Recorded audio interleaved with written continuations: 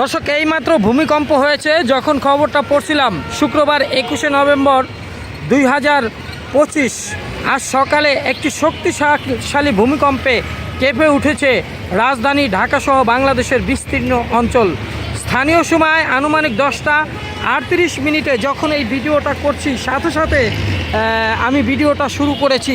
দেখুন, মানুষজন রাস্তাঘাটে নেমে আসছে অলরেডি, এবং এই ভূমিকম্পের তীব্রতায় রাজধানী ঢাকা এবং দেশের অন্যান্য স্থানে আতঙ্ক ছড়িয়ে পড়ে। বহু মানুষ ঘর ও কর্মস্থল ছেড়ে নিচে নেমে আসে এবং প্রাথমিকভাবে কয়েকটি সংবাদ মাধ্যম ভয়াবহ ভূমিকম্প বলে উল্লেখ করেছে।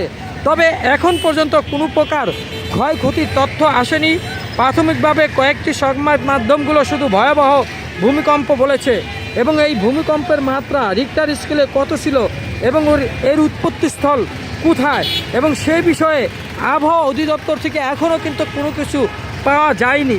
তবে প্রতিক্রিয়া কিন্তু চলছে। তবে অনেক সংবাদ উৎস জানিয়েছে যে ভূমিকম্পটি ঢাকাসহ দেশের বিভিন্ন স্থানে জোরালোভাবে অনুভূত হয়েছে, এবং ভূমিকম্পর পরই বিভিন্ন জায়গায় থেকে ক্ষয়ক্ষতির খবর জানার চেষ্টা করছে। আপনাদের এলাকায় কোনো ক্ষয়ক্ষতি হচ্ছে কিনা সেটা জানান।